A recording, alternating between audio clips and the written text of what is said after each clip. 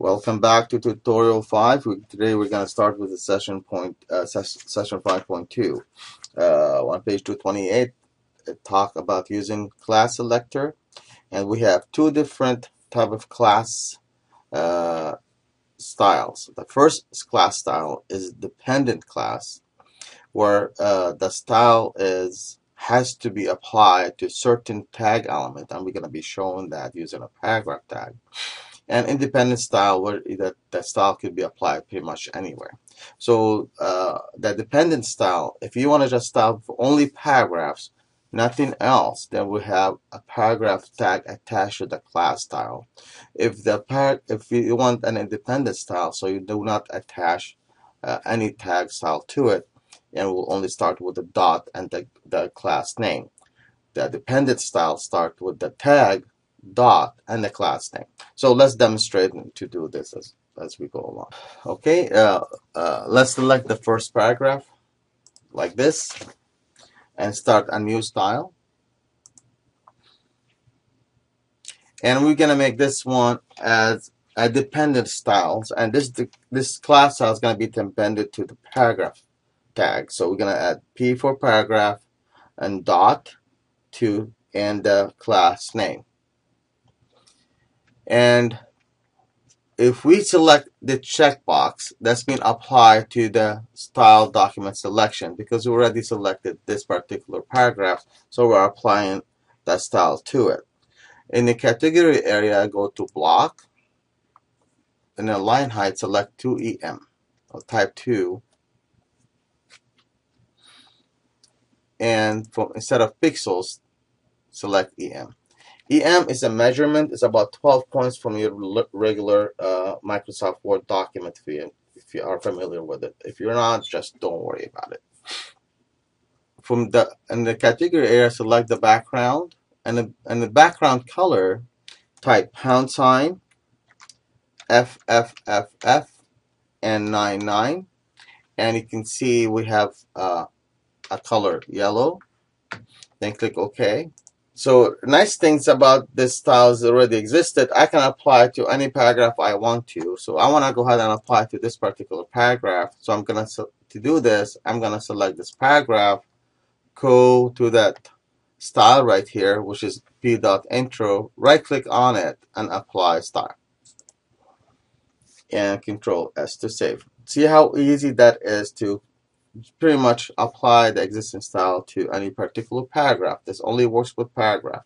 It does not work with heading. It does not work with any other element. It's only with paragraph. Now we're going to create an independent style, which does not attach to any type of tag. So I'm going to click on new style.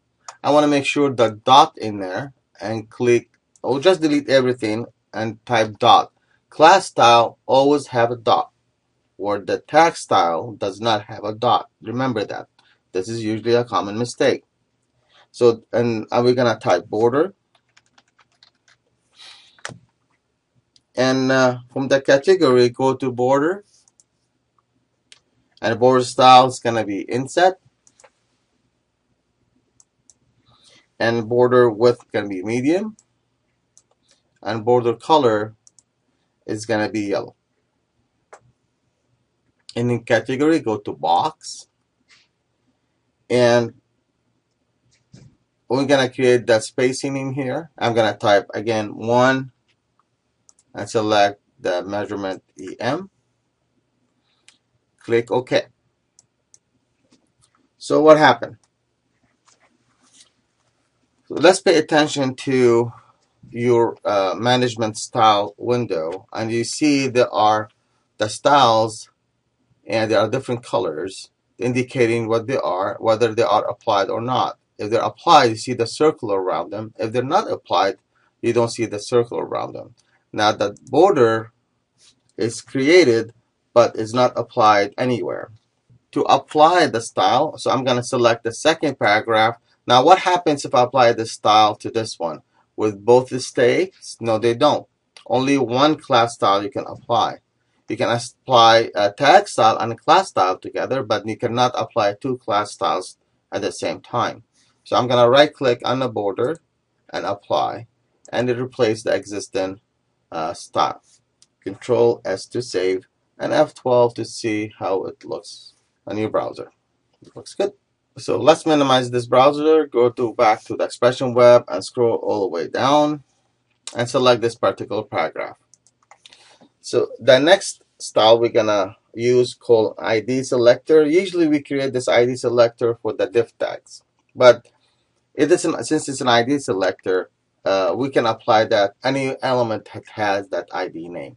But again, that ID name is unique, so you can name different tags with different ID with the same name with the same ID name. It will be a great deal of conflict, and sometimes your web page does not appear. So each element tag, if you want to add an ID name, usually that's not important. Some programs automatically add the ID names, but if you want to do this, make sure it's unique. And we'll show you how that is done.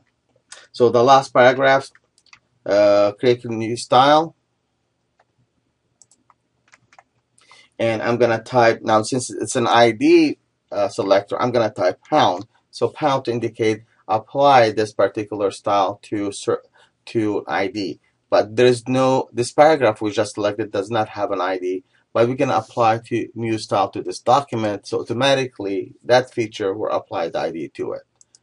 So we're going to name it pound footer. Again, by selecting this checkbox, we are giving that ID name to this particular paragraph. We're going to go to font size 1.2. Again, measurement EM. I'm going to go to block in the category text align center. Click OK. And you can see now this is the ID, and it's automatically added the ID footer. If you just named it, you did not check that box right there. All you have to do now is just add the footer ID name in here. Control S to save. Now the textbook actually is asking you to insert a symbol that does not exist in Expression Web 4, but let's play around and add another symbol that might be interested to you. So I'm gonna go into the code view. In the code view, I'm gonna add a symbol in here. It starts with the pound sign. With the ampersand, pound sign, and 891 and a semicolon. And I'm gonna highlight it,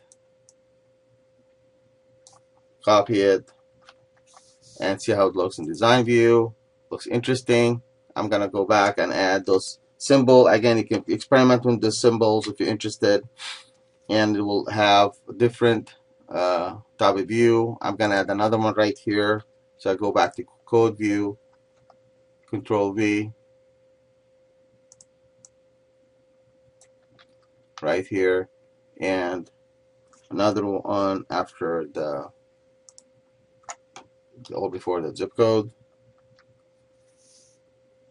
and go design view, and that's what I have. If you're interested, that's fine. If not, find another characters.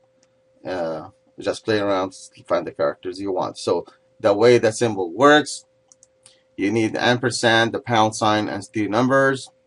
You can go from 001 to 9999 and see which one you like. There's, as you can tell, there's 1,000 of them. We're gonna add space to the. Let's view this in the browser and see how that looks. Refresh, and it looks good. But if you minimize it, you can see if you wanted more spaces, the book talks about adding more space. To do this, you modify the style footer. So right click, modify the style.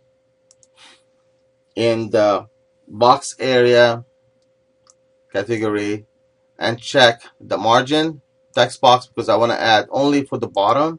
I'm going to type 3 and select the measurement EM. So now we created a lot. We created a lot more spaces at the bottom of the page, or at the bottom of the footer. Control S to save. Click OK. Control S to save, and refresh the page, and we have more spaces in here. Okay. So now you learned how we create styles within the page, but how about when I use the exact same style to another page? Is this possible? It's not possible because you're not linked a one web page to another, but you can link a one style sheet to another page. So it's an ideally all the styles we have done in here. Let me go to Expression Web. Go to Code View. So all the styles we have done here, those should be in an external page, and that page would be linked to this particular web page right here. This is ideally the reason why if I want to apply this style to another page, it would be easily done. I will probably show you that we have time. So let's go back to the design view. Now I'm going to start a new style sheet. So to do this, I'm going to go File, New, CSS, and in the style sheet, I'm going to add the comment, which is /#. This is usually to asterisk, and type external style sheet created by you.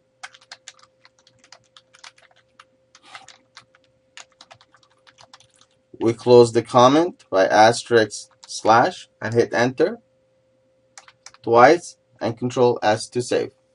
And we're gonna save this one as Guston New Styles New. And you don't have to type the .css; it's automatically added to it. And you don't add the change the document title because it does not show anywhere. Within the page here, I'm not gonna go to my design view. I'm not gonna go to my GutstonNew.html. I'm gonna create a style, then link that style sheet to the page and see how it's adapt the style automatically. So I'm gonna create new style. Select or type body in here, and font is Arial family, and color is navy blue.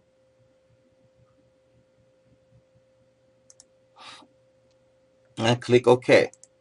So Control S to save. As you notice, this has not applied anywhere. We can close this here. And to the fastest way to attach or to link the Cascade style sheet to a web page is by drag and drop, and automatically you see it happens. Or if you are interested, you can click Attach Style Sheet here, browse for it, and look into the tutorial folder and click OK, and you'll find it the same way. Control S to save. If you want to remove that style from your from that web page and from this style management, right click on it, remove link, and say yes. We'll go back to the original way, but no, I like it the way it was. I'm gonna go ahead and drag and drop, and that's the way I want to keep it. I can manage the style. The book talks about managing the style using these features. I really don't care much for it, but I want you to make sure to understand this area here. Now, here I have the styles are with our internal styles in my web page. Here is my external style in another style sheet. Ideally, all these need to be added in here. To do this, I can highlight them all and left click, drag and drop. Now the book doesn't talk much about this, but you should be able to do this, and it's extremely important. Now I can easily create another page, just link the style sheet to that page and automatically adapt all the styles. Now I'm going to show you something that is extremely important, and you might see it on a test, how we can, if you applied an auto style, how you can fix that. Let's see, and you see those asterisks right here? That's mean those both pages are not saved. So anytime you change the style here, this is gonna pop up and ask you to save it. So I'm gonna click on Save All right here. Click OK to replace. Select the first heading and apply center. And once I apply center, look what happened. That auto style come up. So I'm gonna rename the style because I don't want to see auto styles. So I'm to rename it, gonna right click, modify style, and instead of auto style, I'm going to type center. Make sure that dot stays there. Click OK. Now it's gone. That's fine. It's still looking for auto style that does not exist. I'm going to keep it selected, right click on a dot center and apply style, and it replaces dot auto style. That's what you should be aware of, and that's what you should be doing for any auto styles that you're actually applying to. So Control S to save. So once we have this center class style created, again, I'm going to drag and drop it, put it in the Gaussian style new,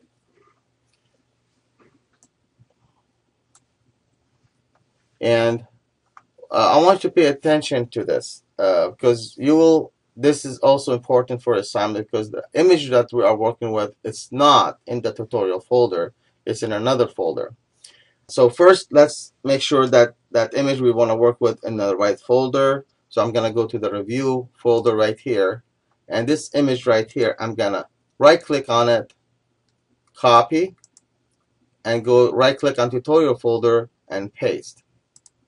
Why? Because review folder is the folder for this particular website, or the tutorial folder is the folder for this particular website. So when you are zipping and sending the tutorial, you want to make sure this folder exists in here. Again, please remember that. I hope you watched the video. So back into the page. At the beginning of the welcome, hit enter, go up, change that to a regular paragraph style, then drag and drop your page, your image into that paragraph. Alternate text is on page 246, number 6, which is Gustin Flooring logo image.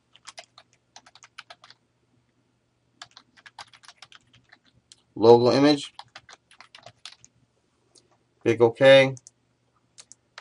If you want to apply a center class to an image, you do not select the image because it does not work. You have to select the paragraph in order to work. You cannot center the image with the class or the tag center, but you can center it if you select the paragraph. This is why you have to put an image in the paragraph all the time. So I'm gonna right click on the center and apply style to center the image. Click OK to save everything. In your textbooks, they're talking about on page 246 about running a report is by going to tools, CSS report, and you can run the report for one particular page or for the entire website. Again, if you're interested to do this, that's just fine. So all pages, click check, and you see this window is right here. It's telling me what is doing what, and if there's any error on your styles, click on this style right here.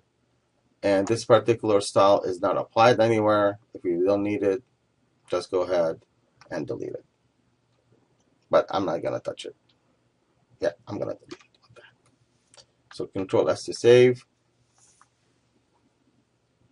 And that's it for tutorial 5.